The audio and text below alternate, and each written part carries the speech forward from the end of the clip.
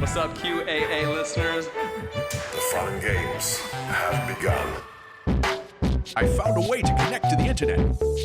I'm sorry, boy.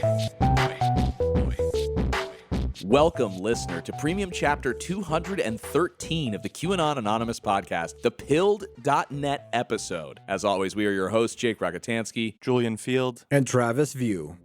We live under the tyrannical rule of a despotic few. Massive social media platforms like Facebook, Instagram, Twitter, and TikTok control our minds, pacifying us with daily blue pills, exactly like in Brave New World in 1984. For these shadowy overlords, we dance, sing, laugh, and cry to obtain their version of company script, likes, replies, and maybe even a sub or two. But a small band of rebels struggle just out of sight to restore freedom to the galaxy. Above their headquarters, a scuffed flag carries their name, Pilled.net.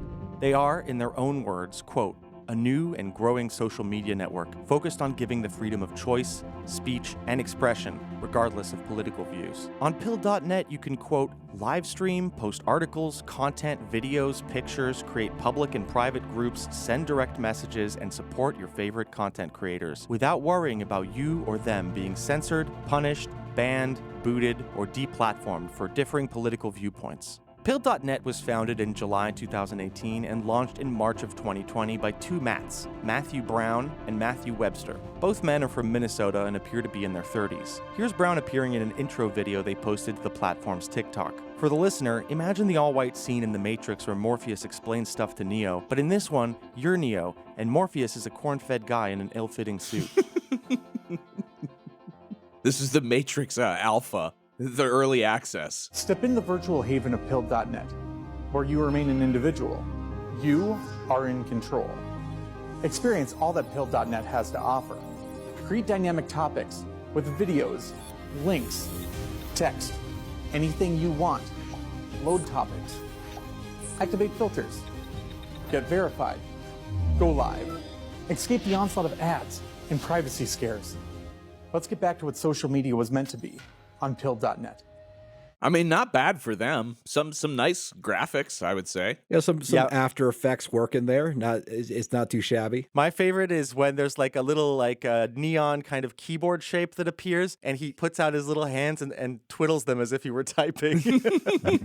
Well, at first I was like, why is he holding his hands like that? But then I think he's just trying to copy exactly what Lawrence Fishburne was doing in The Matrix. Yeah. He's even got like the purple suit on, but he's paired it with kind of like a beige button down underneath, and it just really, it sort of throws the whole thing off. You need that black button down, that purple tie. If you're going for the Morpheus thing, you might as well have gone the extra 2 steps and gotten the shirt and the tie, right? Mm-hmm. I would have. Okay, all right, well, I guess this is a guide to copying the Matrix in your content by Jake. If you're going to copy it correctly. Don't 75% copy. Well, you were giving them some nice input, and then you kind of switched to negativity. Well, that's what you get from me. A little bit of sweet, a little bit of sour. Yeah. Spicy stuff. Mm-hmm. Now, I've been following Pill.net and its streaming video offshoot, Foxhole.app, for a couple of years now, watching it grow in the margins, home to a bizarre set of small and medium-time QAnon influencers. Somewhat prominent figures associated with the platform include Zach Payne, aka Red Pill 78, Severe Anon, by far the most prolific QAnon rapper, Jordan Sather, Woke Societies, and John Harold, aka Patel Patriot.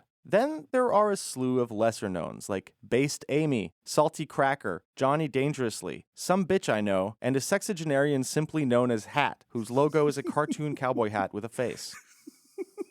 My favorite one. Yeah, we'll get into him. The structure of the website is pretty chaotic. Notables are organized in 3 categories: streamers, memers, and gamers. And, of course, the second half of the episode is Jake in the land of gamers. Let's put it that way. Let's go. A double sidebar and double top bar jostle for attention. And then there are obscure categories like games, which is a small collection of red-pilled browser games, and RSS, which comes pre-configured with the RSS feed of the Gateway Pundit. So I tested that. You can kind of put in any RSS you want. So like, I think they're thinking like you never have to leave, right? You can get your news here as well. It can help us like share news because the RSS feed has been input. But as a result, it clogs up a lot of the UI space. And that's a pretty big issue throughout, is just how horrible this website is to navigate. It's very hard to get back to what you were looking at, because if you go forward and backwards, it'll just scroll you right up to the top. So if you're trying to like bounce off somewhere in the feed to somewhere else, it's designed in a way that even the browser with the like open new tab with this link doesn't work. So you can't just hold Alt. And fair warning, if you do get sort of booted back to the top, the video that you were watching will still be playing. Yes, you can play as many videos as you want, as far as I can tell. Like, you could just have a ton of different videos running on the same kind of feed, just yelling over each other. Yeah. Oftentimes, just having one stream open makes you feel like that. Yeah.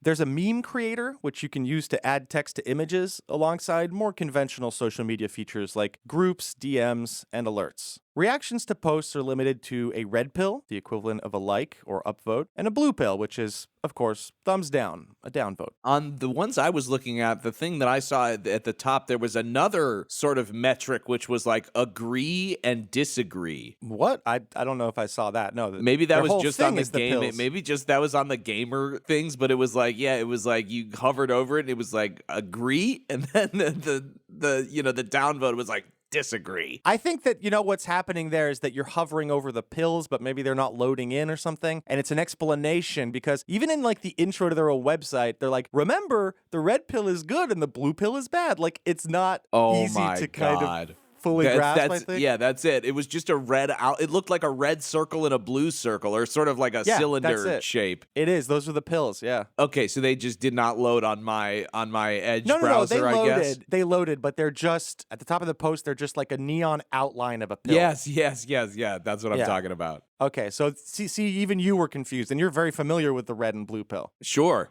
There's also a section dedicated to gold pills, which is the digital currency of the site through which you can donate or subscribe to specific channels. Now, you can pay for these in US dollars, but there's also an option to use cryptocurrency through Monarch, which is a crypto wallet app run by a guy called Robert Beadles, an early investor in Gab and Pill.net. Beadles also used to have a podcast called Crypto Beadles, on which he supposedly covered fintech and the crypto space, but guests included QAnon influencers, and the last episode he posted in September of 2021 was titled, Commie Vax Mandates, Stolen Elections, America Circling the Drain, but There is Hope. Seriously. So that doesn't sound like he's focusing too much on crypto. I think he got so mad he like rage quit his own podcast. Doesn't sound like he's focusing too much on hope either. No, well, seriously, there is though. But seriously. Hey, come on, man. His crypto wallet app is promoted quite a bit on Pill.net, and the companies once put out a press statement explaining that they partnered due to, quote, both companies being a proponent for free speech, expression, and American values.